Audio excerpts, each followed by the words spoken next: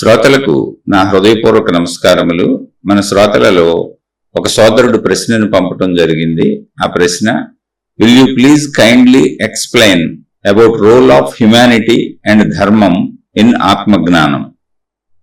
ఆత్మజ్ఞాన మార్గములో మానవత్వము ధర్మము యొక్క పాత్ర ఏమిటి వివరించగలరా?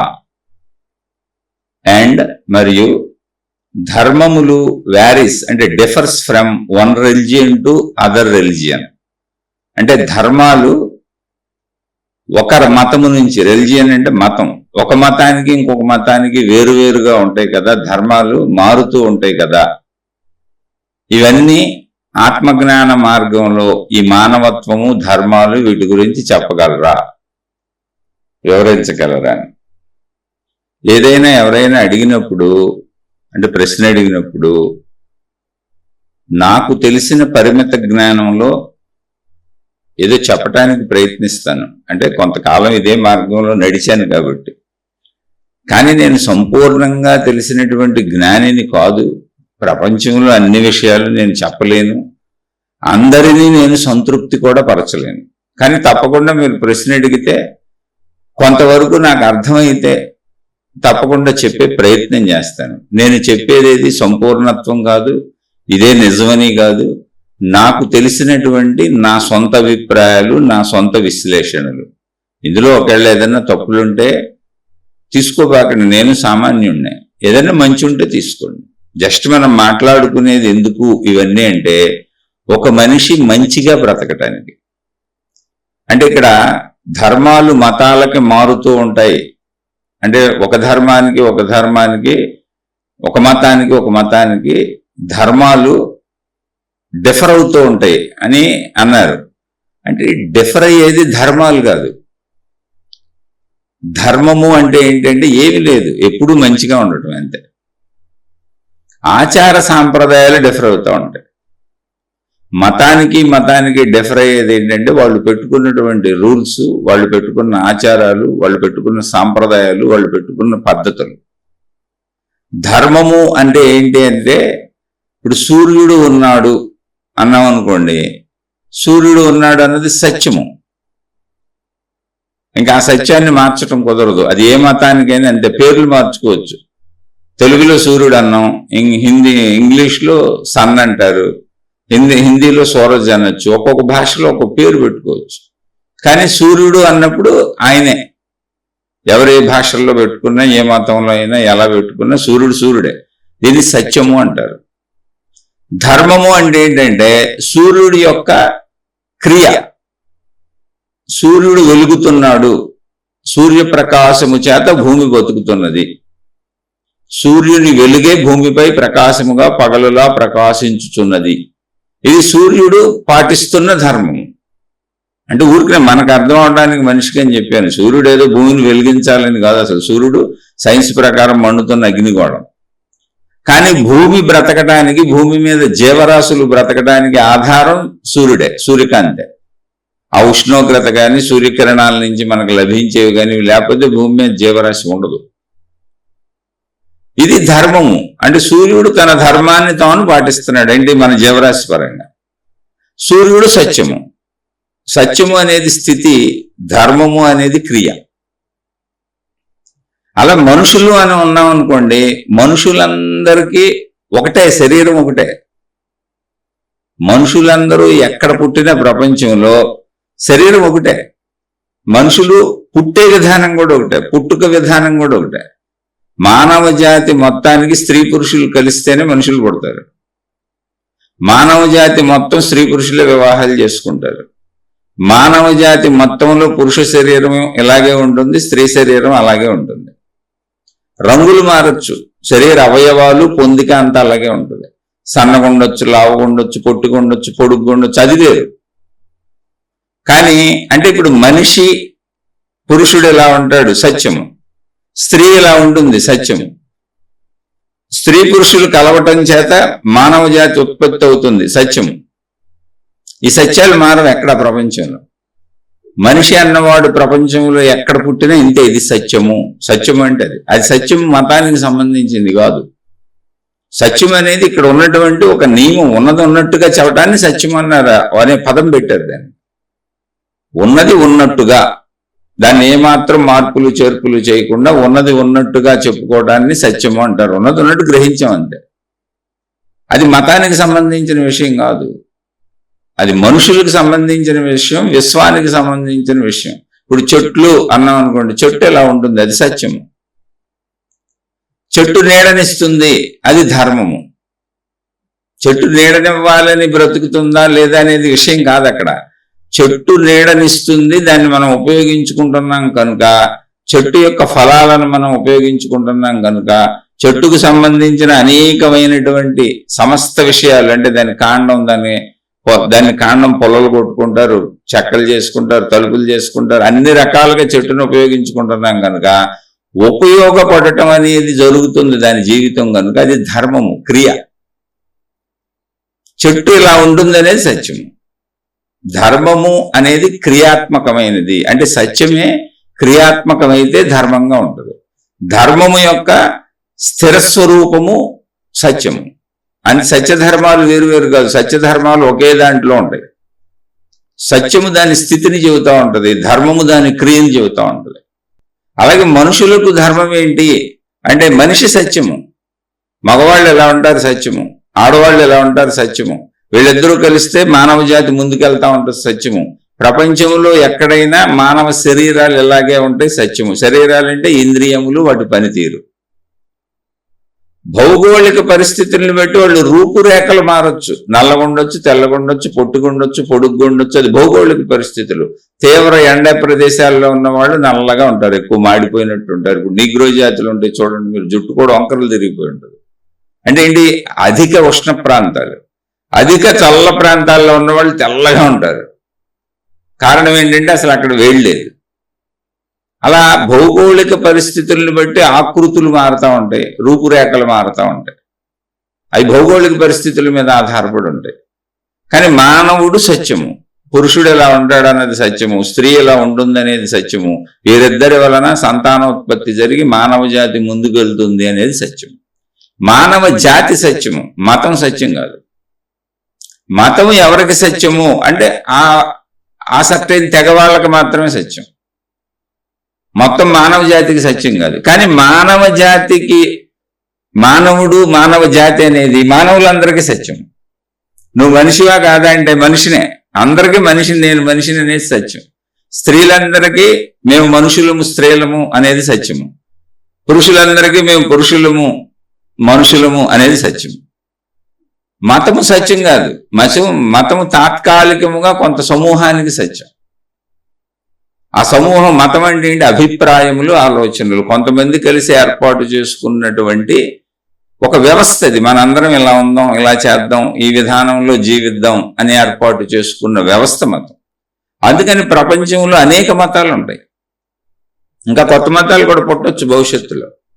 ఎందుకంటే కొత్త దేవుళ్ళు బోల్డ్ మంది వస్తున్నారు, ఈ కొత్త దేవుళ్ళని ప్రచారం చేసే కొత్త గురువులు బోల్డ్ మంది వస్తున్నారు. ఈ కొత్త గురువులన్నీ కొత్త రూల్స్ తీసుకొస్తున్నారు, కొత్త విధానాలు పెడుతున్నారు. అది తప్పు కాదు. మతములు ఎన్నైనా తయారవచ్చు. ఇప్పుడు ఈ మతములు తయారైన వాటిల్లో ధర్మములు మతానికి సంబంధించినవి కాదు, ధర్మములు మనిషికి సంబంధించినవి. మతాలకు సంబంధించిన ఆచార వ్యవహారములు. Will you please kindly explain about role of humanity అన్నారు. హ్యుమానిటీ అంటే ఏంటి, మళ్ళీ మనిషికి సంబంధించింది. హ్యుమానిటీ అనేది ఏంటి, హ్యూమన్ బీయింగ్కి సంబంధించింది అని హ్యుమానిటీ అంటారు. హ్యూమన్ బీయింగ్ అంటే ఎవరు, మనిషి. మనిషికి సంబంధించినటువంటి తత్వము మానవత్వము.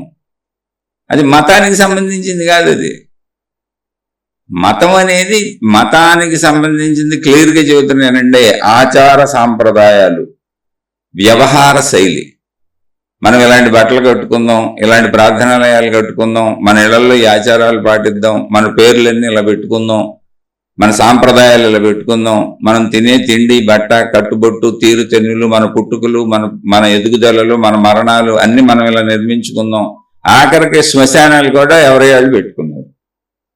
పుట్టినప్పుడు చేసేటువంటి ఆచార సాంప్రదాయ విధులన్నీ ఇలా పెట్టుకుందాం, మన దైవాన్ని ఇలా పెట్టుకుందాం, మనం ఈ దైవాన్ని నమ్ముదాం, మన దైవాన్ని మనం ఎలా నమ్ముదాం ఇలా రకరకాలుగా అన్ని ఇలా పెట్టుకున్నారు.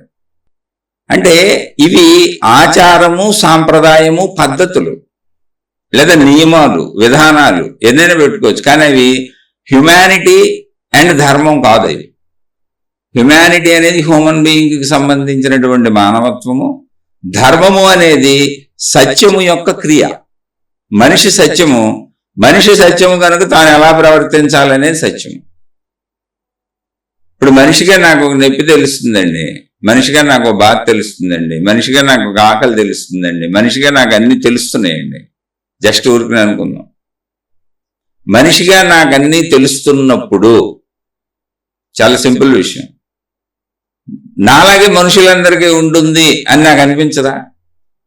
అలా నాకు అనిపించటము నా క్రియ, ధర్మము, అంతే. దాంట్కి నేను జుట్టు పెంచుకుంటానా, గడ్డం పెంచుకుంటానా, ఎటువంటి బట్టలు వేసుకుంటాను, ఏ దేవుణ్ణి పూజిస్తాను, ఎన్నింటికి లెగుస్తాను, ఎన్నిసార్లు పూజ చేస్తాను, లేదా ఎన్నిసార్లు నేను భగవంతుడిని ప్రార్థిస్తాను, దానికి ఏం పేరు పెట్టుకుంటాను, ఇవన్నీ నీ సొంత ఇష్టాలు. ఇప్పుడు మన ఇంట్లో ఏం కూరగాయలు వండుకుంటాం, మనకు కావాల్సినవి వండుకుంటాం. ఎవరింట్లో అందరి ఇళ్లలో ఒకే రకం కూరగాయలు వండుకోరుగా. ఎవరికి నచ్చిన ఆహార పదార్థాలు వాళ్ళు తింటారు, ఎవరికి నచ్చిన కూరగాయలు వాళ్ళు వండుకుంటారు, ఎవరికి నచ్చిన బట్టలు వాళ్ళు కట్టుకుంటారు. ఇది ఇష్టం. మతం అనేది కొన్ని ఇష్టాల సమూహము, మతము కొన్ని ఇష్టముల సమూహము. అంటే మతం అలాగే ఉంటుంది. మతం ఏంటంటే ఇలా మన సొంత ఇష్టాలు ఎలా ఉన్నాయో అలా ఒక మతాన్ని ఏర్పాటు చేసుకున్నారు, ఒక దైవాన్ని నమ్మారు. మీరు గమనిస్తే మతాలకు పుట్టుకుంటుంది, ఆ మతం ఎవరితో మొదలైందో ఉంటుంది. మీరు ఒకసారి వెళ్ళి చూస్తే ఈ మతం ఎప్పుడు మొదలైంది, ఎవరితో మొదలైంది, ఎవరు ఈ మతాన్ని ప్రచారం చేశారు, ఇవన్నీ ఉంటాయి. మతాలకు ఆధారాలు ఉంటాయి. కానీ మనిషికి ఆధారాలు ఉండవు, ఊరిని సైన్స్ చెప్తుంది తప్ప. ఆ సైన్స్ కూడా పూర్తిగా చెప్పలేదు. కొంతమంది కోతి నుంచి మనిషి వచ్చాడు అన్నారు, అంటాం అంతే. అంటే ఇక్కడ నా పర్సనల్ ఒపీనియన్ ఏంటి అంటే, మొత్తం సృష్టికి శక్తి ఆధారం. దాన్ని అనంత ఆత్మశక్తి అని చెప్పుకుంటున్నాం. అది ఆత్మశక్తి అనేది పేరే. ఆత్మశక్తి అనొచ్చు, శక్తి అనొచ్చు, ఎలా అయినా పిలుచుకోవచ్చు. జస్ట్ అది పేరు అయినప్పుడు దాని గురించి గొడవ ఏముంది అసలు? ఆత్మశక్తి కాదు, మీరు ఏ పేరుతోనే పిలుచుకోండి దాన్ని. మీరు మీకు నచ్చిన దేవుడి పేరుతో పిలుచుకోండి, ఎవరొద్దన్నారు దాన్ని. దాన్ని శక్తి, ఎనర్జీ అన్నారు. సైంటిస్టులు పెట్టిన పేరే శక్తి, దాన్ని ఇక్కడ ఆత్మశక్తి అంటున్నాం అంతే. దాన్ని బ్రహ్మము అని ఈ కల్చర్లో చెప్పుకొచ్చారంటే, ఈ దేశంలో పుట్టి చదువుకున్నాం కాబట్టి అవి చదువుతున్నాం అంతే. ఎక్కడెవరు ఎలా పిలుచుకున్నా ఒకటి, అది ఎనర్జీ, ఒక శక్తి. అది మొత్తం సృష్టికి కారణము శక్తి అయినప్పుడు, శక్తిలోనే సృష్టి ఉన్నప్పుడు, సృష్టి మొత్తం శక్తి ఉన్నప్పుడు, రెండు విభిన్నముగా లేకుండా కలిసే ఉన్నప్పుడు, జాగ్రత్తగా అర్థం చేసుకోండి. అంటే సముద్రము అలా కలిసే ఉన్నాయి, సముద్రపు నీరే అలాగా ఎగిసిపడుతున్నప్పుడు అల ఎప్పుడు పుట్టింది అని చెప్పడానికి ఉంటుందా? సముద్రం ఎప్పటి నుంచి ఉందో అలా అప్పటి నుంచి ఉంది. అల ఎప్పుడు అంతమవుద్ది చెప్పడానికి ఉంటుందా? అలలు అంతమవటం ఉంటాయా? వస్తాయి వెళ్తాయి. కనుక అలలు ఎప్పుడు పుట్టినాయి, కెరటాలు ఎప్పుడు పుట్టినాయి, అలలు ఎప్పుడు అంతమవుతాయి, కెరటాలు ఎప్పుడు అంతమవుతాయి అంటే సముద్రం అంతమైతే అంతమవుతాయి, లేకపోతే అవి అలాగే ఉంటాయి. అవి ఎప్పటి నుంచి ఉన్నాయంటే సముద్రం ఎప్పటి నుంచి ఉందో అప్పటి నుంచి ఉంది. ఇది తర్కబద్ధంగా ఇంటెలిజెన్స్తో లాజికల్గా చెబుతున్నాను అంతే. నాకు దాంతో అసలు వాదోపవాదం లేదు, దానివల్ల నాకు అవసరత లేదు. ఇప్పుడు మీకు అవసరత ఉండదు, జస్ట్ ఊరికనే అర్థం చేసుకోవడానికి చెబుతున్నా. కాబట్టి సృష్టిలో ఇప్పుడు ఏమున్నాయో, ఎన్ని ఉన్నాయో, ఎలా ఉన్నాయో ఇవన్నీ శక్తి ఉన్నప్పటి నుంచి ఉండుంటాయి. కాబట్టి మానవుడు శక్తి ఉన్నప్పటి నుంచి ఉండుంటాడు సముద్రపు అలలాగా. కాబట్టి ఎప్పటికీ మానవుడు సముద్రపు అలలాగా ఉంటానే ఉంటాడు. కాకపోతే ఒక అల వచ్చి వెళ్ళిపోయింది, ఇంకో అల వస్తుంది. అలాగే ఒక జాతి వచ్చి వెళ్ళిపోతుంది, మానవ జాతి, ఇంకో తరం వస్తుంది. ఇప్పుడు మనం వెళ్ళిపోతాం, మన పిల్లలు ఉంటారు, వాళ్ళు వెళ్తే వాళ్ళ పిల్లలు ఉంటారు. అలా మన ముందు తరాల వాళ్ళు, మన తాతలు ముత్తాతలు వెళ్ళిపోయారు, మన తండ్రులు మనం ఉన్నాం. అలా ఎప్పటికీ ఉండటం అనేది జరుగుద్ది ఇక్కడ. ఎందుకంటే శక్తి ఆధారంగా ఉంది కనుక. శక్తికి నశింపుంటే సృష్టి కూడా నశించిపోవచ్చు. కాబట్టి సృష్టి ఎప్పుడు ఆరంభమైంది అనే వైపు అసలు నేను వెళ్ళను, అక్కడికి సరిపోయింది నాకు అది. అంటే ఇది అర్థం చేసుకోవటానికే ఏం చేయాలి? ఇప్పుడు వెనక్కి వెళ్ళి ఒకవేళ తప్పు అయినా రైట్ అయినా చేసేది ఏముంది? ఇప్పుడు ఏం చేయాలనేది కదా ప్రశ్న. ఇప్పుడు ఏం చేయాలి అన్నదానికి ఆధారత కావాలి. ఆధారత శక్తి దొరికింది. శక్తి నిరూపణ అవుతుంది, మనలోనే ఉంది ప్రాణశక్తి. శక్తి పోతే మనం మరణిస్తున్నాం అనేది 100% నిజంగా, మన మరణం జరుగుతుంది అనేది. కాబట్టి ఆ శక్తిని మనం ఉండగా తెలుసుకోవచ్చు అని చెప్పారు. తెలుసుకున్న మహాత్ములు ఉన్నారు. నిజమే, అది బాగానే కనబడుతుంది, ట్రై చేయొచ్చు. అలానే శక్తిని తెలుసుకోవడం మహిమలు కాదు, మాయలు కాదు, అదేమి పెద్ద అద్భుతమైన విషయము కాదు. సరదాగా మనమే ఇప్పుడు కూర్చొని మామూలుగా ఆలోచించుకుందాం. అసలు దీనికి ఏ పెద్ద సాధనలు అక్కర్లేదు. కళ్ళు మూసి కూర్చుందాం, శరీరం కదపొద్దు. శరీరం కదపకపోతే లోపల ఆలోచనలు కదులుతున్నాయిగా. ఆలోచనలు కామన్గా అందరికీ కదులుతాయి. కళ్ళు మూసి కూర్చోండి, దానికి ఏ పేరు పెట్టబాకండి, ధ్యానమును తపస్సును అసలు ఏ పేరు పెట్టకుండా ఊరినే రిలాక్స్డ్గా అలా కళ్ళు మూసి కూర్చోండి.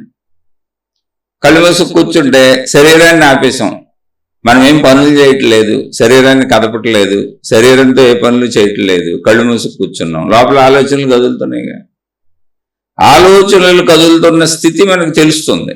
ఆలోచనలు ఎలా ఉన్నాయో తెలియట్లేదు, ఏ రూపంలో ఉన్నాయి, ఏ శబ్దంలో ఉన్నాయి, వాటి స్పర్శ కానీ ఏమి తెలియట్లేదుగా. అలా తెలియకుండా ఉన్నవి అనేది తెలుస్తుంది. అవి ఉన్నాయని తెలుస్తున్నాయి, కానీ ఎలా ఉన్నాయో తెలియట్లే. అలా ఉన్నది అని ఎలా ఉన్నదో తెలియని స్థితిని శక్తి అన్నారు. ఎందుకంటే ఉన్నది అని మనకే తెలుస్తుందిగా, లేని దాని గురించి చెప్పట్లేదు అసలు ఎవరెక్కడ.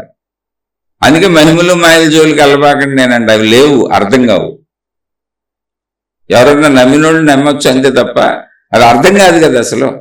ఇప్పుడు ఇది ఉన్నది శక్తి, ఆలోచనలు కదులుతున్నాయి నాలో, కానీ అవి ఎలా ఉన్నాయో, ఎక్కడ ఉన్నాయో, ఏ రూపంలో ఉన్నాయో స్పర్శ కూడా తెలియదు నాకు, కానీ నాలో కదులుతున్నాయి.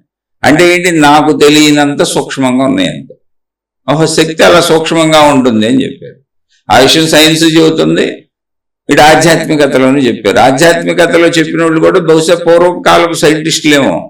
ఇప్పుడు మనం సైంటిస్టులు అన్నాం, అప్పుడు వాళ్ళని ఋషులు మునులు యోగులని పిలిచి ఉండవచ్చు అంతే అలా.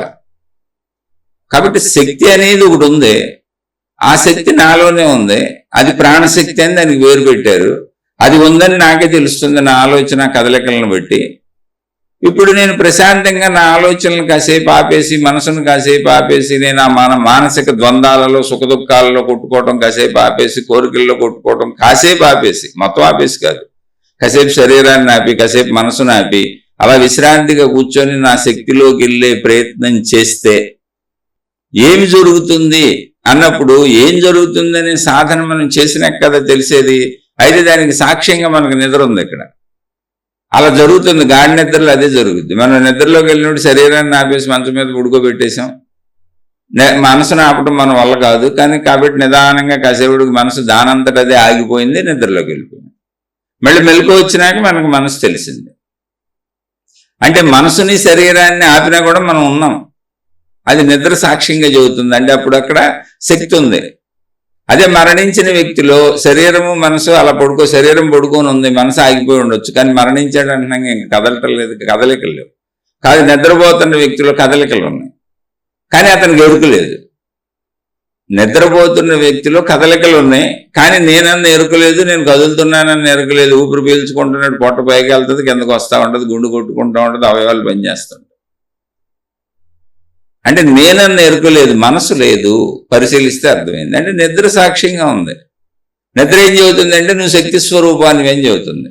అంటే శక్తి స్వరూపంలోకి వెళ్తే ఎలా ఉంటుంది అంటే నిద్రలో ఉన్నట్టుగా ఉంటుంది. మరి నిద్రలో ఉన్నప్పుడు నేను శక్తిని నీకు ఎందుకు తెలియట్లేదు అంటే, నిద్ర అనేది సృష్టి ఏర్పరిచింది సహజంగా. నేనన్న ఎరుకుని తీసేసి సృష్టి చేసిన ఏర్పాటు ఇది. నిద్రలోకి వెళ్ళే విధానం ప్రతి మనిషి, ప్రతి జీవి నిద్రలోకి వెళ్ళేలా పెట్టింది సృష్టి. అది సృష్టి చేసిన ఏర్పాట్లు జరుగుతుంది. అది తగినంత విశ్రాంతి శరీరానికి కావాలనో, తగినంత విశ్రాంతి మనసుకు కావాలనో, లేదా ఈ సహజంగా ఏం చెబుతారంటే నిద్రలో శరీరం తనను తాను రిపేర్ చేసుకుంటుంది లోపలంతా అని చెప్పారు, సర్వీసింగ్ చేసుకుంటుంది అని. అనుభవజ్ఞులైన పెద్దలు చెబుతూ ఉంటారు, డాక్టర్లు కానీ ఎవరైనా. ఆ రిపేరింగ్ ప్రాసెస్, సర్వీసింగ్ ప్రాసెస్, మలమూత్ర విసర్జనలన్నీ అన్ని రెడీ చేసుకొని విసర్జించుకోవటానికి తగినంత ఖాళీ సమయం దానికి కావాలి కనుక అది ఆటోమేటిక్ మెషిన్ కనుక, అంటే సెమీ ఆటోమేటిక్. అది మనం మెలకువలో ఉన్నప్పుడేమో మనం కూడా దానికి సందేశాలు ఇచ్చి పనిచేస్తాం మన శరీరాన్ని. మనం నిద్రలోకి వెళ్ళినప్పుడు అది ఆటోమేటిక్గా పనిచేసుకుంటుంది. మెలకువలో కూడా అది ఆటోమేటిక్గా లోపలన్నీ పనిచేసుకుంటుంది. మన ఇష్టాలే మనం కొన్ని చేయిస్తూ ఉంటాం దాని చేత. నేను చేస్తున్నాను, మెలకువలో కూడా గుండు కొట్టుకోవడం, లోపల మిషనరీ ఫంక్షనింగ్ అంతా ఆటోమేటిక్గా జరుగుతూ ఉంటుందిగా. కాబట్టి ఈ ప్రాసెస్ కోసం నిద్రని పెట్టి ఉండొచ్చు. అక్కడ నేను అన్న ఎరుకను తీసేసి మనసును తీసేసి కాసేపు మొత్తం సర్వీసింగ్ ప్రాసెస్ అయ్యి మళ్ళీ మిషన్ అంతా సిద్ధపడాలి అంటే మనసు ఆగిపోవాలి, మిషన్ అంతా క్యూర్ అవ్వాలి, చక్కగా ప్యూర్గా తయారవ్వాలి, మళ్ళీ వాడుకోవటానికి రీఛార్జ్ అవ్వాలి అని ఒక ఏర్పాటు సృష్టి చేసి ఉండొచ్చు. అంతే, అదే చెబుతున్నారు మహాత్ములు కూడా, అంటే డాక్టర్లు కూడా అదే చెబుతారు. కాబట్టి కానీ ఇక్కడ మనకు నిద్ర ఏం సాక్ష్యం చెబుతుందంటే నా మనసు లేదు, నా శరీరం లేదు, నేనున్నాను. నా మనసు లేదు, నా శరీరం లేదు, నేనున్నానంటే ఏంటి మళ్ళీ? మరి నేను మెలకువలో నా శరీరమే నేను అనుకుంటున్నానుగా, మనసే నేను అనుకుంటున్నానుగా, మనసే శరీరాన్ని కదుపుతుంది అనుకుంటున్నానుగా. అంటే నేను మనసు కాదు, నేను శరీరం కాదు, నిద్రలో ఉన్న స్థితిని నేను అని తెలుస్తుంది. నిద్రలో ఏ స్థితి ఉందో నాకు నిద్రలో తెలియదు. అప్పుడు నేను పరిశీలించుకుంటే మనసు ఎలా ఉందని చూసుకుంటే మనసుకి ఎలా ఉందో కూడా తెలియట్లే, శరీరం ఎలా ఉందో తెలుస్తుంది కానీ మనసు ఎలా ఉందో తెలియట్లే, మనసులో ఉన్న భావాలు మాత్రమే తెలుస్తున్నాయి. ఇవన్నీ గమనించి మనసు అనేది శక్తి స్వరూపము, కాకపోతే అది శరీర సంబంధిత విషయాలను తనలో నిలుపుకున్నది కనుక ఆ జ్ఞాపకాలు, ఆ విషయాలు, ప్రాపంచిక శరీర సంబంధిత విషయాలు ఉన్నాయి కనుక దాని మనసు అని పిలువబడుతుంది. యాక్చువల్గా అది శక్తి. శక్తిలో జస్ట్ నీడలుగా ప్రింట్ అయినాయి అంతే. కొన్ని బొమ్మలుగా ఫోటో తీస్తే, ఇప్పుడు మన ఫోటో తీశారు, పేపర్ మీద మన ఫోటో ప్రింట్ అవుద్ది, మనమే అలా కనపడుతుంది కానీ మనం అక్కడ లేము, మన బొమ్మ అది, మన ప్రతిరూపం అది, అది సజీవం కాదు, మన ప్రతిరూపం ఉన్న బొమ్మ అంతే. అలాగే మనం బయట చేసినటువంటి నిజమైనవన్నీ, మనం అనుభవించినవన్నీ అలా ఫోటో ప్రింట్ లాగా లోపల ఉన్నాయి, జ్ఞాపకాలుగా మళ్ళీ వచ్చి వెళ్ళి చేయమంటున్నాయి. అవి ఒకవేళ నిజంగా లోపల ఉన్నాయి అనుకో, మనం ఒకసారి భోజనం చేస్తే ఇంక మళ్ళీ భోజనం చేయక్కర్లా, ఎందుకంటే అది నిజంగానే లోపల ఉంది కదా, గుర్తొచ్చినప్పుడల్లా భోజనం అయిపోతూ ఉంటుంది. అలా మనం ఏ పనైనా మళ్ళీ చేయక్కర్లా నిజంగా లోపల ఉంటే. అది నిజంగా లోపల లేదు కనుక అది ఆలోచనగా కదిలి గుర్తొచ్చినప్పుడల్లా దాన్ని నిజంగా అనుభవించడానికి బయటకు పరిగెడుతున్నాం. అది అసలు జరుగుతుంది. అక్కడ లోపల ఉంది ఫోటో ప్రింట్ లాంటిది. కాబట్టి ఆ ఫోటో ప్రింట్కి నిజం గట్టిగా ఆలోచిస్తే ఫోటో ప్రింట్కి వాల్యూ లేదు అసలు, అది మనం ఏం చేయలేదు. కాబట్టి నా మనసు నన్ను ఏమీ చేయలేదు అని మనసుకి మనం లొంగిపోవక్కర్లా, భయపడక్కర్లా, గందరగోళ పడక్కర్లా, దానికి ఏ కంగారు పడక్కర్లా. నా మనసు ఆగట్లేదు, నాకు నెగిటివ్ ఆలోచనలు వచ్చేస్తున్నాయి, డిప్రెషన్కి వెళ్ళిపోతున్నాను, నా బుర్ర పాడైపోతుంది, నాకు పిచ్చి ఎక్కిపోతుంది అని పిచ్చి కూడా ఎక్కించుకోవక్కర్లా. ఆ విషయం తెలుసుకోవాలి. మనసుని మీద ఈ పట్టు వచ్చిన వాళ్ళకి ఆటోమేటిక్గా నెగిటివిటీ పోద్ది, అభద్రతాభావం పోద్ది, భయం పోద్ది. అసలు అందుకే ఇప్పుడు ఈ ఆధ్యాత్మిక జ్ఞానం తెలుసుకునేది ఏదో దేవుళ్ళు, మహిమలు, మాయలు ఏదో అయిపోతామని కాదు, జీవితాన్ని చక్కగా అందంగా జీవించడానికి ఇది చక్కగా తోడ్పడుతుంది నీకు. ఎందుకని? నువ్వు శరీరానివి, నిజమే, అందులో డౌట్ ఏం లేదు, తాత్కాలిక నిజం, అంటే ఒక 100 సంవత్సరాలు. నువ్వు మనసువి, 100% నిజం, అది శక్తి స్వరూపం, కనపడదు. ఈ మనసుకి శరీరానికి ఆధారంగా ఉన్న శక్తి ఉంది, దానికి అసలు నశింపు లేదు. సైన్స్ కూడా చెబుతుంది సృష్టి అంతా శక్తే ఉంది, అన్నిటిలోనూ శక్తి ఉంది, మనిషిలోనూ శక్తి ఉంది, అన్నిటిలోనూ శక్తి ఉంది. సైన్స్ అదే చెబుతుంది, ఆ శక్తికి నశింపు లేదు.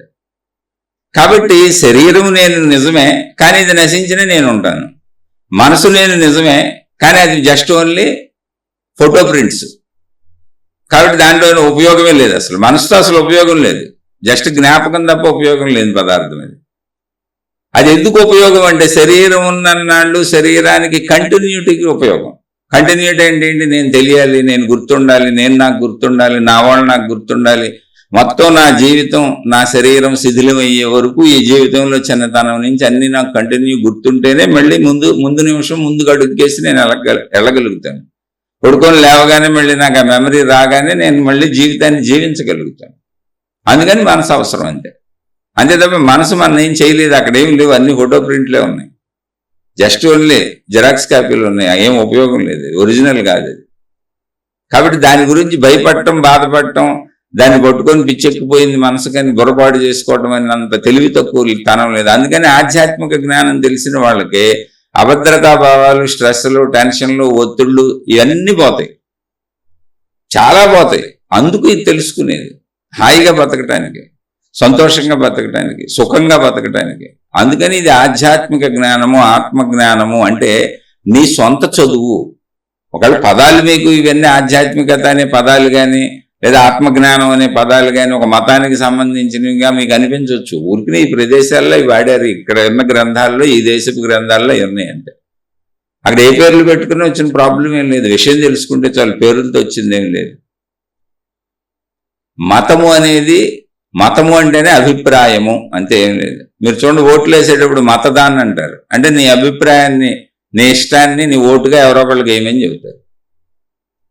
మతం అంటే కొన్ని అభిప్రాయాలు, కొన్ని ఆలోచనలు, కొన్ని నియమాలు, కొన్ని పద్ధతులు ఒక సమూహం ఏర్పరుచుకుందంటే అదేంటి కొత్తలో అలా ఏర్పరుచుకున్నారు. తర్వాత ఆ సమూహాల్లో వెళ్ళే వాళ్ళందరూ, వాళ్ళకు పుట్టే వాళ్ళందరూ పుట్టుకతోనే మా మతం ఇది, మా రిలిజియన్ ఇది అని పుట్టుకతో తీసేసుకున్నారు. ఇప్పుడు పుట్టుకతో కులాలు మతాలు ఇప్పుడు కంటిన్యూ చేసుకెళ్ళిపోతున్నారు.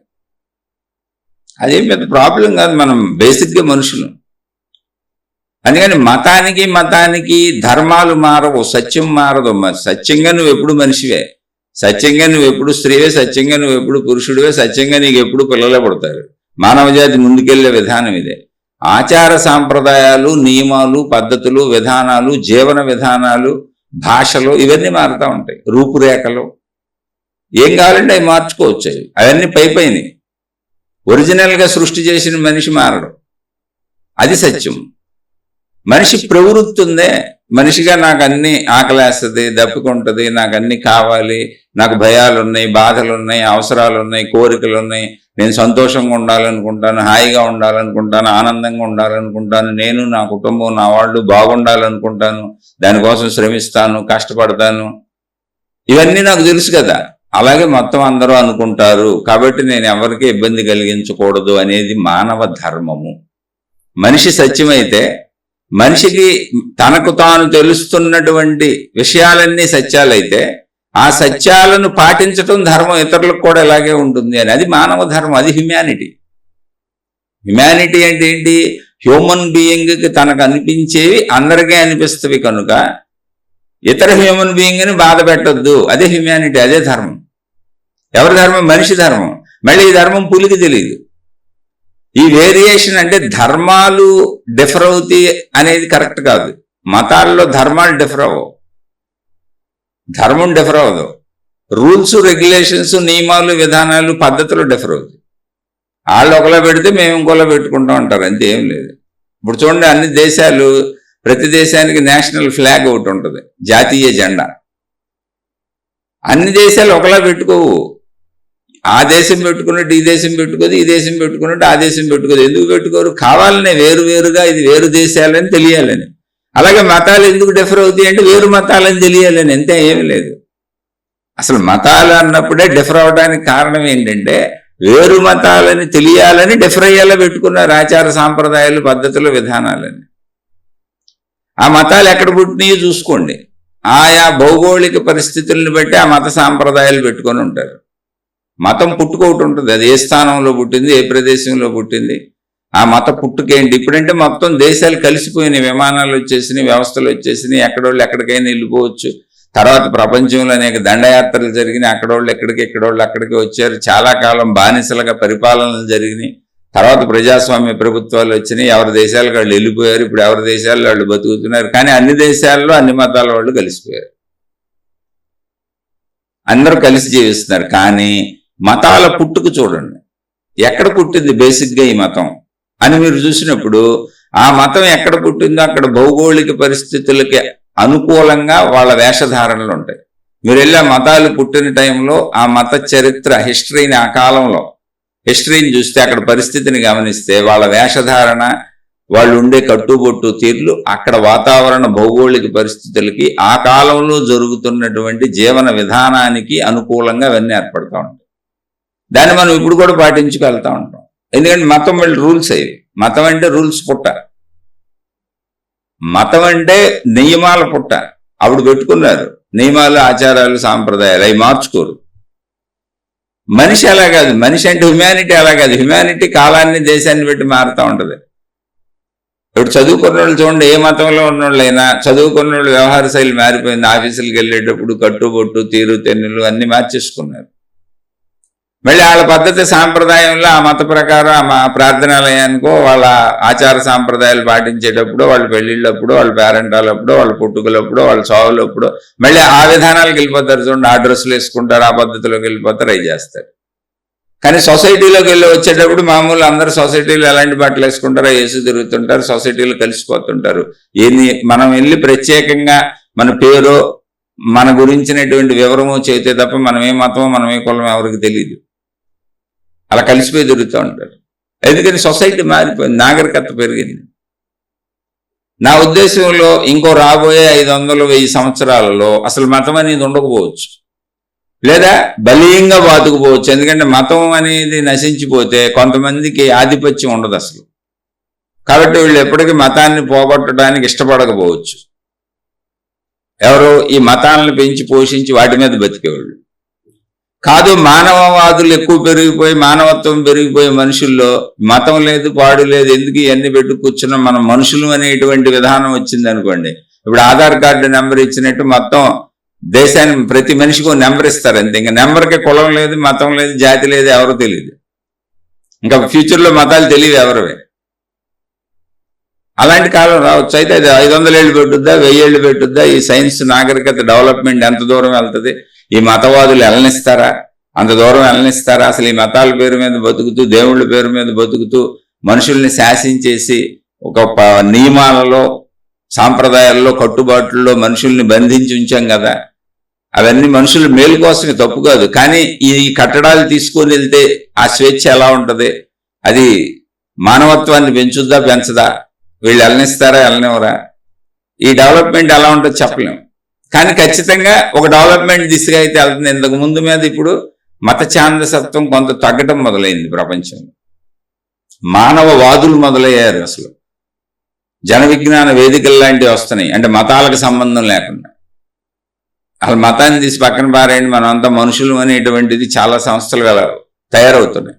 అంటే మీరు మనుషులేక, మతాల్లో ఉన్న మనుషులేక బయటకు వచ్చి వీటిని పెట్టాలి. ఇప్పుడు ఇంతకుముందు వీళ్ళ తాతలో, తండ్రులో, ముత్తాతలో మతాల్లో ఉన్నోళ్ళే.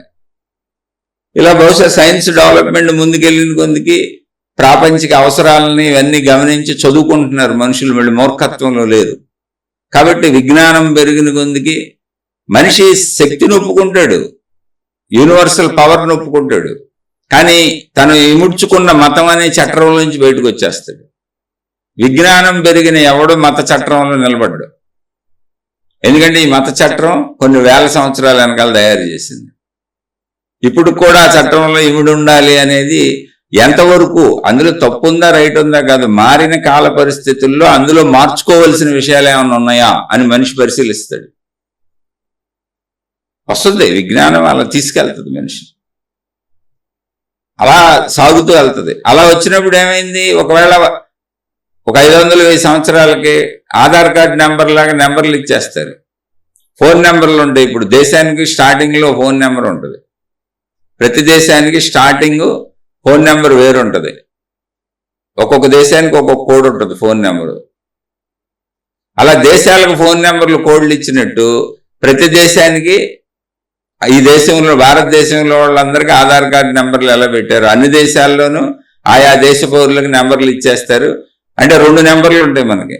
ఒకటి ప్రపంచ పౌరుడిగా ఒక నెంబర్ ఉంటుంది, అంటే మనిషిగా, విశ్వ పౌరుడిగా, అంటే ప్రపంచంలో మానవ జాతిలో మనిషిగా ఒక నెంబర్ ఉంటుంది మనకి.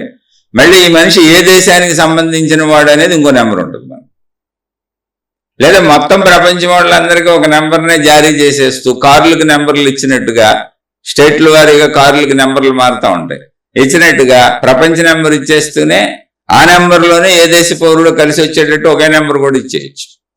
అలా 2 నెంబర్లు పెట్టచ్చు, లేదా ఒక నెంబర్ పెట్టచ్చు. ఆ నెంబర్లోనే ఏ దేశ పౌరుడు కూడా తెలిసిపోద్ది. అప్పటికి మతాలు, కులాలు, జాతులు, భేదాలు ఉండవు అసలు. అందుకని హ్యుమానిటీ, ధర్మము అంటే ఏంటంటే ఒక హ్యూమన్ బీయింగ్గా, అంటే ఒక మనిషిగా నాకేమనిపిస్తుందో నాకు తెలుసు, నేను ఎలా బతకాలనుకుంటున్నాను, నాకేది హాయి, నాకేది బాధ, నాకేది సుఖం, నాకేది ఆనందం నాకు తెలుసు. కాబట్టి నాలాంటి మనుషులే అందరూ అయినప్పుడు నాకు తెలుసు అందరూ నాలాగే బతకాలనుకుంటారని. కాబట్టి హ్యుమానిటీ ఏంటంటే నాకు తెలిసిన దాన్ని నేను ఆచరించటమే ధర్మము, అదే హ్యుమానిటీ, అదే మానవత్వము. మానవత్వం అంటే నేను జంతువును కాదని, జంతుతత్వంలోకి వెళ్ళకూడదు నేను, హ్యుమానిటీ అంటే అర్థం అది. మన యానిమల్ కాదు, అందుకని మనుషుల్ని హ్యూమన్ బీయింగ్స్ అన్నారు, అండ్ యానిమల్స్ అన్నారు. హ్యుమానిటీ అంటే ఏంటి? హ్యూమన్, మనిషి అనేవాడు, హ్యూమన్ బీయింగ్ అనేవాడు ఎలా ప్రవర్తిస్తాడు అంటే హ్యుమానిటీతో ప్రవర్తించాలి, యానిమల్లో ప్రవర్తించకూడదు. ఆ హ్యుమానిటీ ధర్మం ఒకటే. ధర్మాలు డిఫర్ అవ్వవు, మళ్ళీ చెబుతున్న రిలిజియన్లో ఆచార సాంప్రదాయాలు విధానాలు పద్ధతులు డిఫర్ అవుతాయి. మళ్ళీ ఎందుకు డిఫర్ అవుతున్నాయో కూడా చెప్పా, కావాలని డిఫర్ అవ్వడం కూడా కాదు. ఈ మతాలు ఎక్కడ పుట్టినాయో చూసుకోండి. ఈ మతాల పుట్టుకంతా వేరు వేరు దేశాలలో, వేరు వేరు ప్రదేశాలలో, వేరు వేరు భౌగోళిక పరిస్థితులలో, వేరు వేరు జీవన విధానాలలో, వేరు వేరు అనేక రకాల పరిస్థితులు మానవులు ఎదుర్కొంటున్నటువంటి, అసలు ఏ ఇద్దరికి సంబంధం లేని పరిస్థితుల్లో తయారైనవి సుదూర ప్రాంతాల్లో. అప్పటి పరిస్థితుల్లో వేల సంవత్సరాల వెనకాల. ఆ తర్వాత మనుషులందరూ కలవటం మొదలైంది. వేల సంవత్సరాల తర్వాత మనుషులందరూ కలిసిపోయారు. ఇప్పుడు ఏ దేశంలో ఎవరైనా కలిసి ఉండొచ్చు, కానీ మతాలు ఉండిపోయినాయి ఇప్పుడు మనుషులకి. ఇప్పుడు అన్ని దేశాల్లో కలిసి ఉండే మనుషులందరూ అన్ని మతాలకు సంబంధించిన వాళ్ళు ఉంటారు. కాబట్టి మతాలు పుట్టింది ఇక్కడ కాదు, మీరు చూసుకుంటే అర్థమైపోద్ది అది. అందుకని మతాలు ఎప్పుడు కూడా అవి పుట్టిన ప్రాంతాలను బట్టి, అక్కడ భాషలను బట్టి, అక్కడ వేష భాషలను బట్టి, అక్కడ పద్ధతులను బట్టి, అక్కడ భౌగోళిక పరిస్థితుల్లో వనరులు వసతులను బట్టి, వారి జీవన విధానాన్ని బట్టి ఏర్పరచుకొని ఉంటారు. అది ఆచారం, నియమం, సాంప్రదాయం, పద్ధతి, విధానం అవన్నీ అలా తయారైనవి. కానీ అన్ని మతాలు, మతం తయారైందంటే ఏంటో తెలుసా? అన్ని మతాలు ఒక శక్తిని ఒప్పుకుంటున్నాయి. ఆ శక్తిని ఏ పేరుతోని పిలుచుకోండి మీ ఇష్టం. దాని దేవుడు అంటారా, లేదా దానికి నిరాకారం అంటారా, శక్తి అంటారా, మీ ఇష్టం ఎలా అయినా పిలుచుకోండి. కానీ మతం ఉందంటే అది ఒక శక్తిని ఒప్పుకుంటుంది అని అర్థం. ఇప్పుడు ఏ శక్తిని, దైవశక్తిని ఒప్పుకొని నాస్తికులు ఉన్నారు. వీళ్ళు అసలు మతాన్ని ఒప్పుకోరు. ఎందుకంటే మతం అంటేనే ఏదో ఒక శక్తిని, దేవుణ్ణి ఒప్పుకుంటుంది. అది దైవరూప శక్తిని కావచ్చు, ఆకార రూప దేవుణ్ణి కావచ్చు, ఒప్పుకుంటుంది. అది ఆస్తికత్వాన్ని ఒప్పుకుంటుంది మతం అంటేనే. అది వీళ్ళు మేము ఒప్పుకోమని చెబుతారు. వీళ్ళు మానవవాదులు. వీళ్ళు మేమే మతానికి చెందాం, మానవవాదులు, మానవ జాతికి చెందుతాం.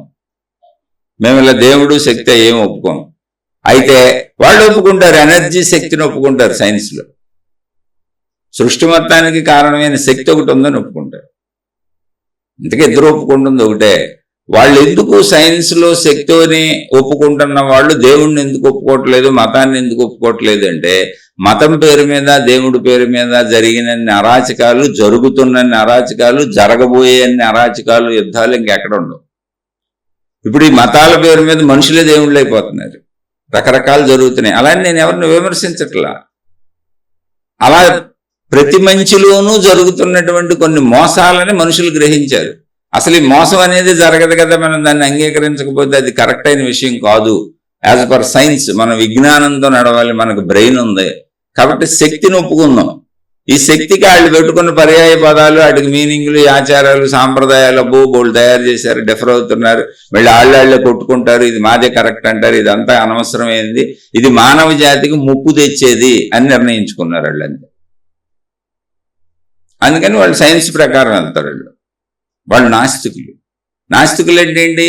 మానవత్వాన్ని ఒప్పుకుంటారు, మనుషుల్ని ఒప్పుకుంటారు, మతాన్ని ఒప్పుకోరు. ఎందుకు ఒప్పుకోరంటే, ఒక ఇరుకు చట్రంలో మేము ఉండం, ఎంతవరకు అయిన దాంట్లో మేము ఉండం, విశాలంగా మొత్తం మనిషిని మేము ప్రేమిస్తామని చెబుతారు. తప్పే ఉంది అందులో? అది తప్పులేదే. అసలు మతం కంటే మొత్తం మానవ జాతిగా ఉండటమే మంచిది కదా. ఇప్పుడు ఇది తెలుసుకోవడానికి టైం పట్టవచ్చు. ఎందుకంటే మతాలు ఏర్పడినటువంటి కాలంలో ఇంత విజ్ఞానము, ఇంత ఇతర దేశాలకు వెళ్ళిపోవటము, మనుషులందరూ కలిసి ఉండటము, ఇటు నుంచి అటు వెళ్తాం, అటు నుంచి ఇటు రావడం జరగలే. అసలు మొట్టమొదటిలో అసలు స్టార్టింగ్లో మానవ సమూహాలు ఎవరికాళ్ళు, ఎవరి దేశాలు వాళ్ళు, మొత్తం మేమే జనాభా కావాలి, ఇంకా దేశాలు లేవు అనుకున్నారు. అసలు చాలా మంది అలా బ్రతికారు, ఇంకెక్కడ మానవ జాతి ఉండుండదని. ఇప్పుడు మొత్తం ప్రపంచం అంతా కలిసిపోయి సుమారుగా 200 దేశాలు ఉన్నాయని మనుషులు తెలుసుకోవడానికి లక్షల సంవత్సరాలు పట్టింది. మనం ఇప్పుడు ఆ వెనక వాటి గురించి మాట్లాడుకుంటే ఎలా? మనం వెళ్ళి ఆ హిస్టరీని చదవాలి. ఆ మత పుట్టుక ఎక్కడ జరిగింది, వేల లక్షల సంవత్సరాల వెనకాల మనుషులు ఎలా ఉన్నారు, హిస్టరీ కొంత ఆధారతలు దొరుకుతున్నాయి. అది ప్రతి మతానికి ఒక పుట్టుకుంది. ఆ మతాన్ని స్థాపించిన ఆయన ఉన్నాడు. ఎవరి బేస్ మీద ఆ మతం తయారైందో, ఎప్పుడు పుట్టిందో, ఎక్కడ పుట్టిందో, ఏ కాలంలో పుట్టిందో, దాని నియమాలు ఏంటో, వాళ్ళు ఏం తయారు చేశారో, ఎవరు దాన్ని ప్రోపగాండా చేశారో, ఎవరు దాన్ని ఎక్కడి నుంచి ఎన్ని దేశాలకు పట్టుకెళ్లారో, ఇవన్నీ ఉన్నాయి, ఆధారాలు ఉన్నాయి. అని ఏది తప్పు కాదు, ఏది రైట్ కాదు, ఎవరికి వాళ్ళు వాళ్ళ అవసరాలకు తయారు చేసుకున్నదే. మనందరం మనుషులం. ఈ విషయం తెలుసుకోండి. మన సోదరుడు అడిగిన దాంట్లో నేను చెప్పదలిచిన విషయం ఏంటి అంటే ఇది ఇలా ఎంతసేపు అయినా మాట్లాడుకోవచ్చు, ఏముంది ఇది అనంతంగా కొంత అర్థమై మనం బేసిక్ పాయింట్ ఏంటి, అసలు నేను చెప్పే పాయింట్ ఏంటి, మిగిలిన నాకు అనవసరం, మిగిలిన వాళ్ళ గురించి నాకు అనవసరం. నేను చెప్పే బేసిక్ పాయింట్ ఏంటంటే ఏదో శక్తి ఉందని, ఏదో దేవుడు ఉన్నాడని, ఏదో ఏవైపో మిమ్మల్ని తీసుకెళ్ళిపోవాలని అసలు నేను అనుకోవట్లా. నేను మొట్టమొదటి చెబుతాను, మహిమలు లేవు, మాయలు లేవు, మంత్రాలు లేవు, తంత్రాలు లేవు, యంత్రాలు లేవు, గారడీలు లేవు, జాతకాలు లేవు, జ్యోతిష్యాలు లేవు, వాస్తులు లేవు, అసలు ఏవి నమ్మకండి. ఉంగరాళ్ళు, రంగురాళ్ళు ఏది నమ్మకండి. అక్కడ రుద్రాక్షలు తెచ్చి అమ్మేస్తున్నారు రోడ్ల మీద. అంటే నేను ఇవి తక్కువైనవి అని వాటిని తక్కువ చేయట్లేదండి. ఏ వస్తువు గుండె విలువ దానికి ఉంది. పిన్నిసి లేకపోతే, సూది లేకపోతే ప్రపంచం ఆగిపోద్ది. వస్తువుని కించపరచట్లా. కానీ మీరు ఆలోచించి చూడండి, ఈ సృష్టిలో, ఈ విశ్వం మొత్తంలో అన్నిటికంటే ఉత్తమమైనది, అంటే ఎక్కువగా శక్తిని తనలో ఇముడ్చుకున్నది, జ్ఞానాన్ని ఇముడ్చుకున్నది ఏదైనా ఉండుంటే అది మనిషే. మిగిలిన కొండలు, గుట్టలు, నదులు, సముద్రాలు, జడ పదార్థాలు అన్నాం. మనకంటే తక్కువ జంతువులు, వాటికి ఏమి తెలియదు, తింటే పడుకుంటే చచ్చిపోతాయి. చెట్లు అసలు జంతువుల కంటే తక్కువ, కదిలే పరిస్థితి కూడా లేదు వాటికి. మనిషిగా మనం ఆలోచించగలం, కదలగలం, ఏదో చేయగలం, మనం తెలుసుకోగలం, ప్రపంచాన్ని మనం తెలుసుకోగలం. అలాంటప్పుడు ఒక రంగురాయి నీ చేతికి పెట్టుకుంటే ఉంగరం లాగా అది నీకు కలిసి రావటం ఏంటి? పేరు అనేది గుర్తింపుకు పెట్టుకున్నాం, కులం అనేది గుర్తింపుకు పెట్టుకున్నాం, మతం అనేది మనం ఇలా జీవిద్దామని ఏర్పాటు చేసుకొని మనం ఏర్పాటు చేసుకున్న వ్యవస్థ. మతము, కులము, జాతులు మనుషులే తయారు చేసుకున్నారని మనుషులందరికీ తెలుసు. మనిషిని తయారు చేసింది సృష్టి, మనిషి తయారు చేసుకున్నది మతము, జాతి, కులం. ఇవన్నీ ఐడెంటిఫికేషన్, తప్పు కాదు, ఐడెంటిఫికేషన్, గుర్తింపులు. అలాగే ఏదో ఇల్లు కట్టుకున్నావు, ఉండటానికి నువ్వు కట్టుకున్న ఇల్లు, దాన్ని ఏముందని, మట్టి ఉంది, రాళ్ళు ఉన్నాయి, చెక్కలు ఉన్నాయి, తలుపులు ఉన్నాయి, ఇనుము ఉంది. ఇనుము మనిషి కంటే గొప్పయా? రాళ్ళు, రప్పలు, చెక్కలు ఇవన్నీ. నువ్వు ఇల్లు సరిగ్గా కట్టుకోకపోతే, వంకరగా కట్టేసుకుంటే నీకు వాస్తు దోషం వచ్చి, నీకు అన్ని రకాలుగా ఆర్థిక నష్టాలు వచ్చేసి, అనారోగ్యాలు వచ్చేసి, బాధలు వచ్చేసి, పెళ్ళంపల్లి ఇడిపోయి అన్నీ జరిగిపోతాయా? మరి పూర్వకాలంలో అసలు ఇళ్ళు ఉన్నాయా? వాస్తు శాస్త్రము కాదది, వస్తు శాస్త్రము. అంటే అసలు ఎవరైనా కూడా ఇప్పుడు ఇల్లు కట్టుకోవాలనుకోండి, మనం తెలిసిన వాళ్ళని అడుగుతాం, ఇంతకు ముందు కట్టుకున్న వాళ్ళు ఏమంటే మీరు ఎలా కట్టుకున్నారు, మేము కూడా కట్టుకోవాలనుకుంటున్నాం ఇల్లు అని. ఎప్పుడో పాతకాలంలో మొదలైన రోజుల్లో మనుషుల ప్రయోగాల్లో ఒకళ్ళనొకళ్ళు అడుగుంటారు తెలియని విషయాలు. ఆ తెలియని విషయాలన్నీ చెప్పడానికి ఒక విధానం ఏర్పరచుకొని ఉంటారు. ఇప్పుడు మనం చదువు అనే ఒక వ్యవస్థను ఏర్పాటు చేసుకోవాలి. మీదే కులమైనా, మీదే మతమైనా, మీదే జాతి అయినా, మీ పిల్లలందరూ వెళ్ళే స్కూల్లో మీ కులానికి సపరేట్ స్కూళ్ళు, మీ మతానికి సపరేట్ స్కూళ్ళు, మీ జాతులకు సపరేట్ స్కూళ్ళు ఉన్నాయి ఎక్కడన్నా? మీ కులానికి, మీ జాతికి, మీ మతానికి, మీ పద్ధతికి మీకు సంబంధించిన సపరేట్ రైతు బజార్లు, సపరేట్ కిరాణా షాపులు, సపరేట్ టైలరింగ్ షాపులు, సపరేట్ సినిమా హాళ్ళు ఉన్నాయి ఎవరికాళ్ళకి? ఒక్క దేవుడి దగ్గర తప్ప మొత్తం అందరూ అన్ని చోట్ల కలిసిపోతారు. హెయిర్ కటింగ్ సెలూన్ నుంచి అన్ని కూరగాయల మార్కెట్ల నుంచి. అక్కడ కులం అక్కర్లా, జాతి అక్కర్లా, మతం అక్కర్లా, ఏమక్కర్లా, అక్కడ అందరం మనుషులమే. ఒక్క దేవుడి దగ్గరికి వస్తే విడిపోతాం అందరం. నా మతం వేరు, నీ గొడవ వేరు, నీ సాగు వేరు, నా సాగు వేరు, నా శ్మశానం వేరు, నీ శ్మశానం వేరు. ఏంటండి? బుర్రతో ఆలోచించండి. ఎందుకని విషయాల దగ్గర కలుస్తాం తెలుసా? నీ మతం వాళ్ళు పండించినయే తినన్నాం అనుకో, ఆకలితో చచ్చి ఊరుకుంటారు. దొరకవుగా ఎవరికి? అందరూ అన్ని పనులు చేయాలి. కొందరు కొన్ని చేస్తారు, కొందరు కొన్ని చేస్తారు. నీ మతం వాళ్ళు పండించినయే కట్టుకో, నీ మతం వాళ్ళు పండించినయే తిను, నీ మతం వాళ్ళ సినిమా హాళ్ళల్లోనే చూడు, నీ మతం వాళ్ళతోనే సినిమాలు యాక్ట్ చేయించుకో. ఇలా మొత్తం ప్రపంచంలో వస్తువులన్నీ చేస్తే అసలు నడుస్తుంది అసలు మానవ జీవితం. అందుకని ఏంటి, మన ఫెసిలిటీస్ కోసం వచ్చిన చోట మతాన్ని వదిలేసాం. ఎక్కడైనా కూరగాయలు కొనుక్కుంటాం, ఎవరి దగ్గరైనా అన్ని కొనుక్కుంటాం, ఎవరి దగ్గరైనా బట్టలు కొనుక్కుంటాం, ఎక్కడికి వెళ్ళినా అన్ని కిరాణా సరుకులు తెచ్చుకుంటాం, ఎక్కడైనా ఏదైనా చేస్తాం. షాపుల దగ్గర ఉండదు, దేని దగ్గర ఉండదు. ఒక్క ప్రార్థనాలయం దగ్గరికి, దేవుడి దగ్గరికి వచ్చేటప్పుడు మాత్రం విడిపోతాం. ఒక్క చోట విడిపోతాం, అన్ని చోట్ల కలిసి ఉంది.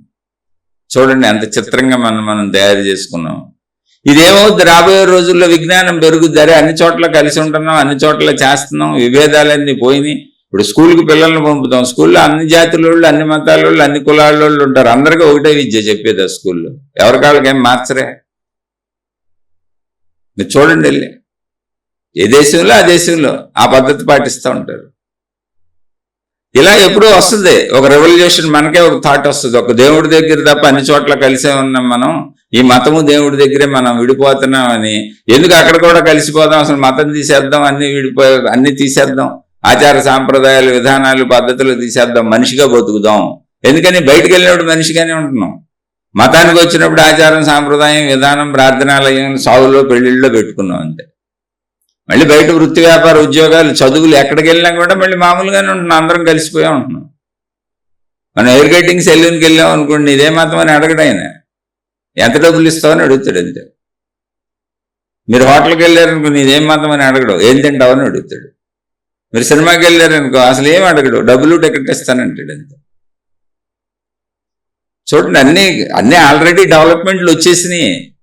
ఇప్పుడు ఇవి ఇక్కడ ఆగుతాయి అనుకోబాకండి. ఇలా ఇవన్నీ జరిగిపోయినాక మనిషికి ఒక రోజుకి ఒక ఐడియా వస్తుంది, అసలు ఆ యూనివర్సల్ శక్తి ఒకటి మనం ఏదో రకరకాలుగా పెట్టుకున్నాం, ఎప్పుడో వేల సంవత్సరాల వెనకాల ఏర్పడినాయి, అది కూడా ఈ దేశాల్లో ఏర్పడినాయి కాదు, ఒక్కొక్క మతం ఒక్కో చోట పుట్టింది. కాకపోతే మనుషుల తర్వాత వేల సంవత్సరాల్లో దేశాలన్నీ కలిసిపోయి అన్ని దేశాల్లో అందరూ కలిసి ఉంటున్నారు, అందువల్ల కొంచెం విభేదాలు వస్తున్నాయి. ఎవరికాళ్ళు మా మతమే గొప్పదని మనం అనుకుంటున్నాం, కానీ అలా అనుకోకూడదు, తప్పది. ఎందుకంటే అందరం ఒక చోట కలిసి ఉంటున్నప్పుడు, వేరే ప్రదేశాలు అన్నింటిలోనూ కలిసిపోయి అన్నదమ్ముల్లాగా బతుకుతున్నప్పుడు ఒక్క దేవుడి దగ్గర, మతం దగ్గరే విడిపోతున్నాం. కూరగాయలు కొనే చోట, కిరాణా కొనే చోట, బట్టలు కొనే చోట, అసలు బతికే చోట ఎక్కడా కూడా వృత్తి, వ్యాపార, ఉద్యోగాల్లో, జీవన అవసరాల్లో ఎక్కడా విడిపోవట్లేదు. మతం దగ్గర, దేవుడి దగ్గర విడిపోతున్నాం అని ఎప్పుడూ ఆలోచిస్తారు. బట్ ఇట్ టేక్స్ టైం, ఎందుకంటే ఇది వేల లక్షల సంవత్సరాల వెనక నుంచి పరిగెట్టుకొస్తున్న మానవ సంస్కృతి కాబట్టి, మతాలు ఏర్పడి వేల సంవత్సరాల నుంచి బలీయంగా పాతుకుని పోయి ఉంది కాబట్టి, పైగా ఈ మత వ్యవస్థల మీద బతుకుతున్నోళ్ళు ముందు లక్షల్లో ఉన్నారు కాబట్టి వాళ్ళు ఈ మత వ్యవస్థను ముందు పోనెవరు. అయితే ఒక రెవల్యూషనరీగా మనిషిలో మార్పులు మొదలవుతున్నాయి. ఆ మొదలవుతున్న మార్పుల్లో ఇప్పుడు అందరూ కలిసిపోయి అన్ని చోట్ల బయట సొసైటీలో కలిసిపోయారు, ప్రార్థనాలయాల దగ్గర ఆగారు కలవకుండా. కొన్నాళ్ళకి వెళ్ళిపోయి ఆధార్ కార్డు నెంబర్ లాగా ప్రపంచ పౌరుడి నెంబర్ వచ్చేస్తుంది అంతే మనకి. అప్పుడు మతం ఉండదు, ఏముండదు. కానీ ఎనర్జీని, శక్తిని అందరూ నమ్ముతారు, ఎవరి ఇష్ట ప్రకారం అని నమ్ముకుంటారు. ఎందుకంటే అది నీలోనే ఉంది, అది ప్రపంచం అంతా ఉంది, మొత్తం విశ్వం అంతా ఉంది, అన్నిటిలోనూ ఉందని సైన్స్ కూడా చెబుతుంది. మనం కొత్తగా కనుక్కునేది ఏంటి? అలాగే మనలోకి మనం చూసుకుంటే నాలో ఉందని తెలుస్తుంది. కాబట్టి ఇక్కడికి దీన్ని ముగించుకుందాం. అసలు ఈ విషయాలు నేను ఎందుకు చెబుతున్నాను, నా ఉద్దేశం ఏంటో చెబుతున్నది జస్ట్ ఆధ్యాత్మిక చదువు, ఆత్మజ్ఞాన చదువు. ఒక మతానికి సంబంధించింది అసలు కాదు, ప్లస్ ఒక సమూహానికి సంబంధించింది కూడా కాదు. అంటే ఒక 10 మందికి, 20 మందికి, 30 మందికి కలిపి నేను చెప్పను. అసలు ఇది ఒక్కళ్ళకి సంబంధించింది, మీరు ఎవరు వింటున్నారో మీకు సంబంధించింది. మళ్ళీ నేను మాట్లాడి చెబుతున్నాను కదా, మీరు వింటున్నారు కదా, నేను చెప్పాను కాబట్టి నాకు సంబంధించింది కూడా కాదు, మీరు విన్నారు కాబట్టి మీకు సంబంధించింది అంతే, మీ ఒక్కళ్ళకే. ఎందుకని మీ అంతర్గతం మీకే తెలుసు, మీ గురించి మీకు తెలుసు, మీ లోపల మీకు తెలుసు, మీలో చెడు మీకు తెలుసు, మీలో మంచి మీకు తెలుసు, మీలో శక్తి మీకు తెలుస్తుంది. నాకెలా తెలుస్తుంది? మీరు పరిశీలించుకుంటే మీకు అర్థమవుతారు. మీలో శక్తి మీరు తెలుసుకోపోయినా పర్వాలేదు, మీలో చెడును పోగొట్టుకొని హ్యుమానిటీతో, ధర్మంతో బతకండి. మీ ఇంట్లో వాళ్ళని చక్కగా చూసుకోండి. ఎందుకని మీలాంటి మనుషులేగా. భార్య మీద బెత్తనం చేయకండి, భర్త మీద బెత్తనం చేయకండి, పిల్లల్ని కొట్టకండి, తిట్టకండి, అందరూ మనుషులు అనుకొని బతకండి. నాలాంటి మనుషులే అనుకోండి, సమమైనటువంటి స్వేచ్ఛ ఉండి అందరికీ. చక్కగా హ్యుమానిటీతో బతికితే డివినిటీలోకి మీరు ఆటోమేటిక్గా వెళ్ళిపోతారు. మనం జంతువులం కాదు, ఒకదాన్ని ఒకటి పిక్కు తినకూడదు ఇక్కడ. అంతే సింపుల్. మీ ఫ్యామిలీ లైఫ్ అద్భుతంగా ఉంటుంది. చక్కగా ఆనందించండి, ఇంద్రియాలు ఉన్నాయి, శరీరం ఉంది, చక్కగా భార్యాభర్తలు సుఖపడండి, పిల్లల్ని కనండి, పెంచుకోండి. అసలు పిల్లలు లేకపోతే, పెళ్ళిళ్ళు లేకపోతే, సంసారాలు లేకపోతే, అనే బంధాలు లేకపోతే అసలు అందం ఎక్కడుందండి మనిషికి? మనిషి జీవితంలో అందం ఎక్కడుంది? అనుబంధాల మధ్యలోనే అందం ఉంది. అనుబంధాలు, బంధాలు లేకపోతే అసలు 100 ఏళ్ళు ఏం చేస్తాం? పిచ్చెక్కి చచ్చిపోతాం ఇక్కడ. అసలు మనుషులకి ఎవరికి సంబంధ బాంధవ్యాలు లేక, ఎవరో పెళ్లిళ్ళు చేసుకోక, ఈ మొత్తం మానవ సమూహం అంతా పురుషులు పురుషులుగా, స్త్రీలు స్త్రీలుగా, విడివిడిగా ఎవరికాళ్ళు బంధాలు లేకుండా తిరుగుతున్నారనుకోండి. ఒకసారి ఊహించుకోండి. మెంటల్ హాస్పిటల్లో పేషెంట్లు తిరుగుతున్నట్టు ఉంటుంది, పిచ్చోళ్ళు తిరుగుతున్నట్టు ఉంటుంది. ఎందుకు తిరుగుతున్నారో తెలియదు, అందుకోసం తిరుగుతున్నారో తెలియదు, ఎందుకు బతుకుతున్నారో వాళ్ళకే తెలియదు. కానీ ఇప్పుడు మనకు తెలుసు ఎందుకు బతుకుతున్నామో తెలుసు. ఆనందంగా బతుకుతున్నాను నా కుటుంబం కోసం, నా భార్య పిల్లల కోసం, నా భర్త పిల్లల కోసం. నేను ఎందుకంత వృత్తి వ్యాపార ఉద్యోగాలు చేసి కష్టపడుతున్నానో నాకు తెలుసు. నా కుటుంబం కోసం, నా కోసం, మేము ఆనందంగా ఉండటం కోసం, మా సౌఖ్యం కోసం. ఎంత బాగుంటుందండి బంధాలు, అనుబంధాలు, ఈ సౌఖ్యం. మీరేమి మీ అనంత ఆత్మశక్తిని తెలుసుకొని మీరు జీవన్ముక్తులు కూడా అయిపోవక్కర్లేదండి. ఉన్న 4 రోజులు, ఈ 100 ఏళ్ళు జీవితం అండి ఇది. కనీసం 90-80 దాకా బతుకుతామండి. వృద్ధాప్యం వచ్చే వరకు హాయిగా సంతోషంగా బతకండి. మీ పిల్లల్ని బతకనివ్వండి, మీ చుట్టూ ఉన్న వాళ్ళని స్వేచ్ఛగా బతకనివ్వండి, మీ ఇంట్లో వాళ్ళని స్వేచ్ఛగా బతకనివ్వండి, మీ తల్లిదండ్రులను చక్కగా చూసుకోండి, మీ అన్నదమ్ములు అక్క చెల్లెళ్ళు అందరితో సఖ్యతగా ఉండండి, అందరినీ హాయిగా బతకనివ్వండి, మీ స్నేహితుల్ని హాయిగా బతకనివ్వండి, మీరు హాయిగా ఉండండి. జస్ట్ రిలాక్స్ అంతే. ఒక రిలాక్స్డ్గా బతకాలి అంటే మీకు ఈ జ్ఞానం కావాలి. అందుకని ఇది నీ వ్యక్తిగత జ్ఞానం, నీలో చెడు పోగొట్టుకోవడానికి అవసరమైన జ్ఞానం మాత్రమే చెబుతున్నాను నేను. అందుకని వ్యక్తిగతం ఆధ్యాత్మికం, ఇది మతపరమైన విషయం కానే కాదు, అసలు మానవ జాతికి సంబంధించిన విషయం. అయితే భాషాపరంగా మరి నేను ఇక్కడ పుట్టాను, ఇక్కడ పుస్తకాలు చదువుకున్నాను కనుక ఆ పేర్లు తెలుసు నాకు. ఆత్మజ్ఞానము, అదే బ్రహ్మజ్ఞానము, ఇలాంటి పేర్లు తెలుసు. మరి నాకు తెలియదు, కానీ నాకు వేరే మతాల్లో అసలు వాటిని ఏమంటారో కూడా తెలియదు. అక్కడ కూడా జాగ్రత్తగా ఆత్మశక్తి అని, ఆ శక్తి అనే పదాన్ని వాడుతూ చెబుతూ ఉంటాను. అంటే ఒక మతాన్ని తగ్గించాలనో ఒక మతాన్ని పెంచాలనో అసలు నాకు లేదు. ఎందుకంటే మతం అనేది ఒక చిన్న సమూహం అంతే. మొత్తం మానవ జాతికి మేలు జరగాలని నాకుంది. నేను చెప్పేది విని ఒక్క కుటుంబం ఆనందంగా బతికినా చాలు. నాకు ఎవరో ఒక ఆయన పెట్టాడు, కామెంట్లో పెడతా ఉంటాడు. ఎప్పటి నుంచో వింటున్నాడు ఆయన, చాలా కాలం నుంచో వింటున్నాడు ఆయన. అయితే ఆయన ఒకసారి పెట్టాడు, అయ్యా నేను మీ వింటం మొదలు పెట్టిన తరువాత నా కుటుంబ సభ్యులతో అద్భుతంగా ఉంటున్నాను, మేము ఎంతో ఆనందంగా బతుకుతున్నాం. ఇంతకుముందు నా భార్య పిల్లల మీద నేను యజమాని పెత్తనం చేసేవాడిని, ఇప్పుడు అలా లేదు, నా వాళ్ళని చక్కగా చూసుకుంటున్నాను, మేము ఎంతో సంతోషంగా ఉంటున్నాం అన్నాడు. చాలు నాకు అది. అందుకే నేను చెబుతున్నాను. ఎందుకో తెలుసా, నేను అలాంటి పెత్తనాల్లో పెరిగాను. చిన్నతనం నుంచి దారుణమైన పెత్తనాలతో పెరిగాను. అంటే కాలుతో నడుస్తుంటే, మామూలుగా ఇంట్లో నడుస్తాం కదండి ఎవరైనా, నడుస్తుంటే శబ్దం వచ్చిందని కొట్టేవాళ్ళు నన్ను. శబ్దం రాకుండా నడవమని నాకు అర్థం అవ్వాలి అసలు.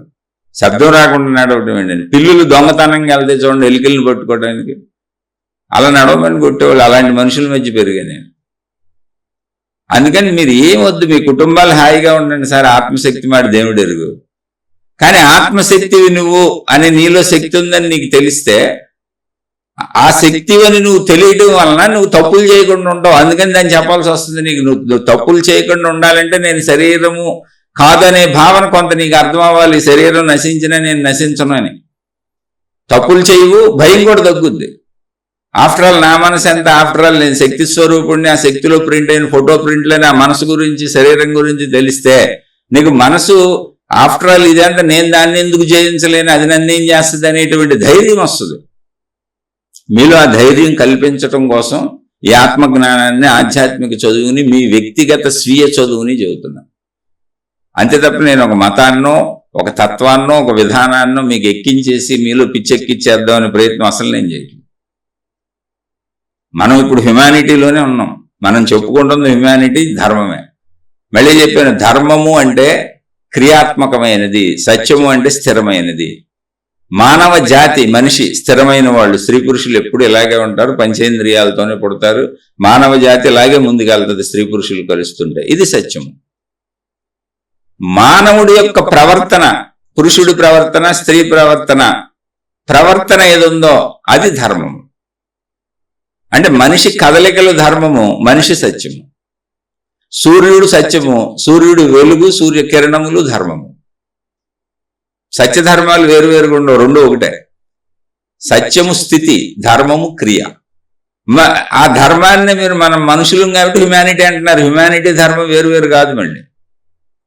మళ్ళీ మన సోదరుడి ప్రశ్నకి క్లియర్ కట్ గా మళ్ళీ ఆన్సర్ లాస్ట్ లైన్ లో చెప్పి ఇక్కడ ముగిచ్చేస్తాను. Will you please kindly explain about role of humanity and dharmam in atmajnanam. ఆత్మజ్ఞానంలో ధర్మము, మానవత్వము, హ్యుమానిటీ యొక్క రోల్, పాత్ర ఏంటి కొంచెం వివరించండి అన్నారు.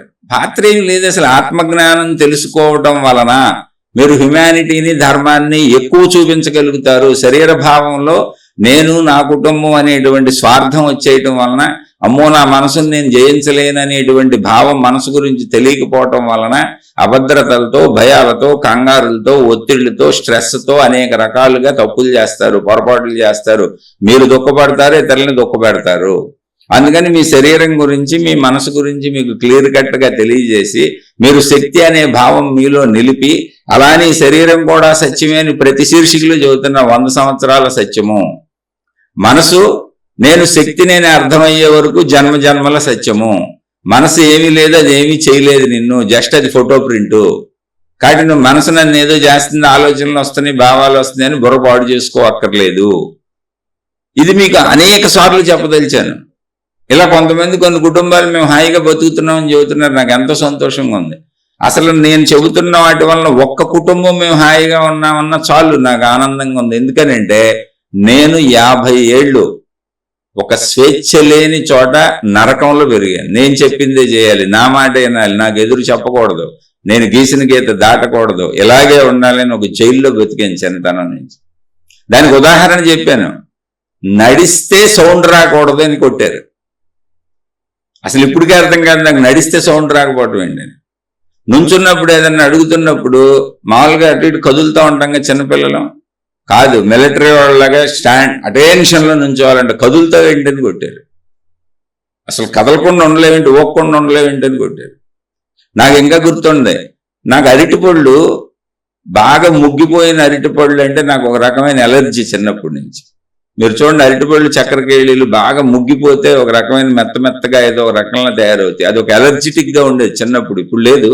చిన్నప్పుడు ఎందుకు ఉండేదో నాకు తెలియదు. అసలు బాగా చిన్నప్పుడు నాకు గుర్తుంది, 10 ఏళ్ల వయసు 12 ఏళ్ల వయసు.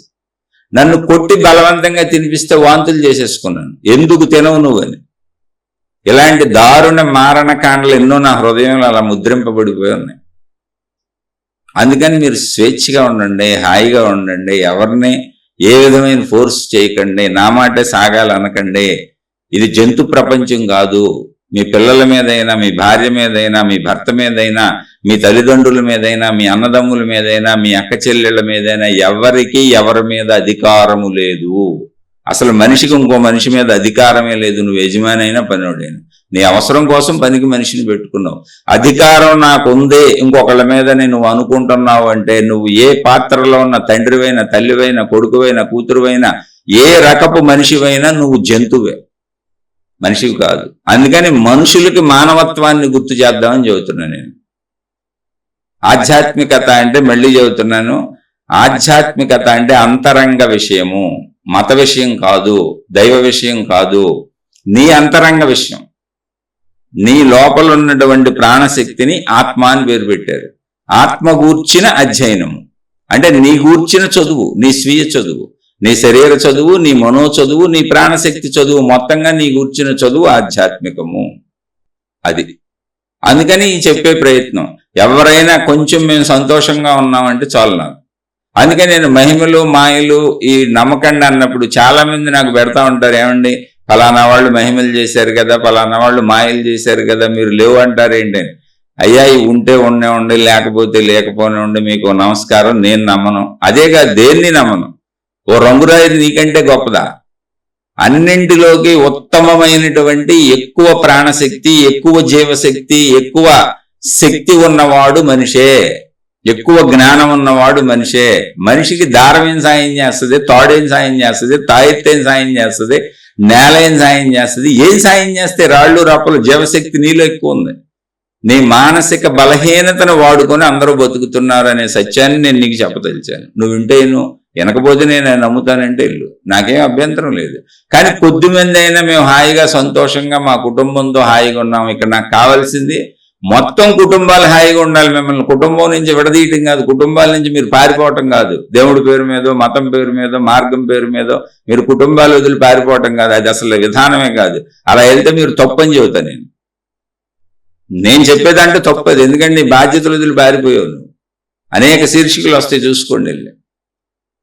నువ్వు ఇందులోనే ఉండి సృష్టి చేసిన అద్భుత శరీరం అండి మనిషి. మొత్తం శరీరం మాంసపు ముద్దండి, ఒకసారి చూసుకోండి. శరీరం అంతా మాంసమయం.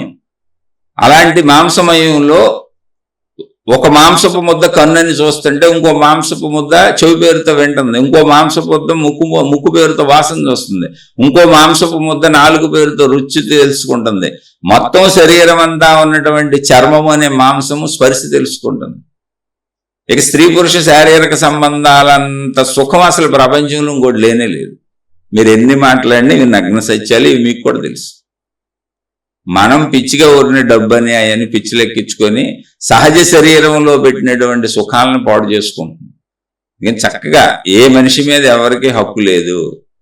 ప్రతి మనిషి ఇంకో మనిషికి సహాయపడటం, వాళ్ళని బతకనివ్వటం, వాళ్ళ స్వేచ్ఛ వాళ్ళకి ఇవ్వటం, ఎవరి పరిధుల్లో వాళ్ళు ఉండి ఇతర వాళ్ళ పరిధుల్లోకి వెళ్లకుండా, ఎవరి స్వేచ్ఛను భంగపరచకుండా, వాళ్ళు కొడుకైన కూతురైన భార్య అయిన భర్త అయినా నువ్వు ఆనందంగా ఉండు, నువ్వు సుఖపడు, ఇతరులని సుఖపడనివ్వు. ఇదే మానవత్వము, ఇదే ధర్మము.